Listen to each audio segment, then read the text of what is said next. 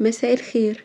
في وصفات معينة بتوحي إنها شكلها بسيطة قوي، الوصفة دي منهم. بحس إنها من الحلويات القديمة اللي مكوناتها بسيطة في كل بيت، حاجات بسيطة جدا وفي نفس الوقت الطعم كل مرة بيفاجئني قد إيه طعمها بجد حلو. الوصفة اللي احنا هنعملها النهاردة بالتحديد من الوصفات القديمة جدا، سهلة وبسيطة. حلي الأوريو بطبقات البسكوت الخطير، حتى الأطفال ممكن يعملوها والطعم خطير. بس عايزاكم تجربوا النوع ده من الحلويات وتيجوا تقولوا رأيكم. بس قبل ما نبتدي الفيديو، لو أول مرة تشوفوني، أنا اسمي علا. ما تنسوش تشتركوا في القناة ولايك وشير لو عجبكم الفيديو. تعالوا نبدأ الأول بالمكونات.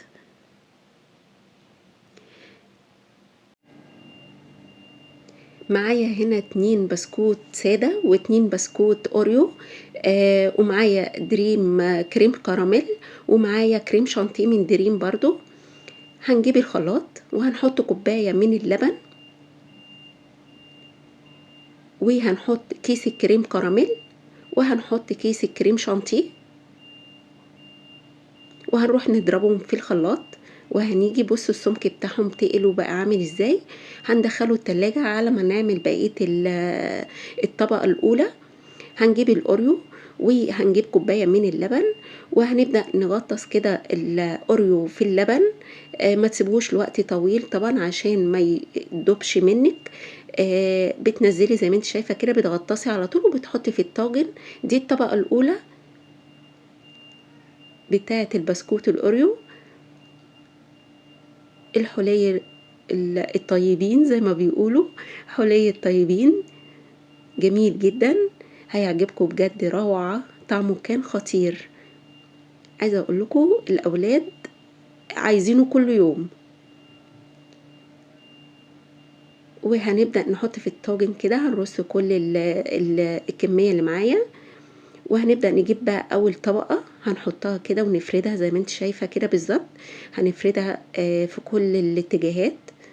هنحط نص الكمية اللي معانا في الطاجن على الطبقة الأولى على الأوريو زي ما انت شايفة. وهنجيب بقى البسكوت السادة وهنبدأ برضو نغطسه في اللبن زي ما عملنا في الأوريو بالظبط. هتغطسي وتطلعي على طول، بصي لأنه هو ما بيستحملش، فهتغطسي وتطلعي على طول. وترصي الطبقة التانية فوق طبقة الأوريو وطبقة الكريمة. بصوا بالمنظر دوت رصيناه كله. هنجيب بقى بقية الصوص بتاعنا، هنحط عليه 4 معالق من الكاكاو الخام، 4 معالق بشكل هرمي من الكاكاو الخام، وضربناهم وجبناهم بالشكل ده عشان نعمل طبقة الشوكولاتة اللي على الوش. دي آخر طبقة. هننزل بيها كده زي ما انت شايفة، وهنفردها في الطاجن كله على البسكوت السادة من فوق زي ما انت شايفة كده بالظبط، بس بالراحة عشان ما يختلطش معاكي من تحت لفوق. هنبدأ نفردها في الطاجن كله على البسكوت. وطبعا دي لما هندخلها دلوقتي الفريزر حوالي نص ساعة. بصوا شكلها عامل ازاي. هنجيب الوش بقى، هتشكلي بقى. انا كان عندي يعني كان في واحدة من البوريو عملتها على الوش كده، كسرتها، وكان عندي شوكولاتة خام بشرتها وحطيت على الوش كده كتزيين بس مش اكتر. التزيين ده في ايدك انتي. وهنبدأ بقى نحطها، بوريكم الشكل النهائي، وهنحطها في الفريزر لمدة نص ساعة تجمد. انا تقريبا حطيتها حوالي ربع ساعة او تلت ساعة بالكتير، لان الاولاد كانوا مستعجلين عليها جدا. طلعتها، بص هي جمدت ازاي، وهي نص ساعة حلوة قوي بتكفي يعني. وهنقطعها كده وهنبدأ نحطها في اطباق. بجد طعمها رهيب. عايزة اقول لكم الطعم كان جنان بجد، وما خدتش وقت خالص. في 10 دقايق انا كنت عملتها. بصوا هنبدأ بقى، بصوا كلته من هنا بقى. عايزة اقول لكم طعمها خطير. بقيت واقفة عمالة باكل وجوزي ورايا عمالة باكله، عمال يقول لي اديني اديني.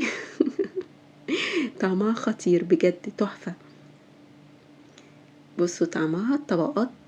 عايزة اقول لكم طبقة الكريمة اللي تحت دي فظيعة مع الشوكولاتة مع الاوريو والبسكوت السادة، ادى طعم تحفة. والكريم كراميل مديها طعم لذيذ جدا. وأتمنى إن الفيديو يكون عجبكم، ما تنسوش تجربوا الوصفة وتقولوا لي رأيكم فيها، وأشوفكم المرة الجاية في فيديو جديد. باي باي.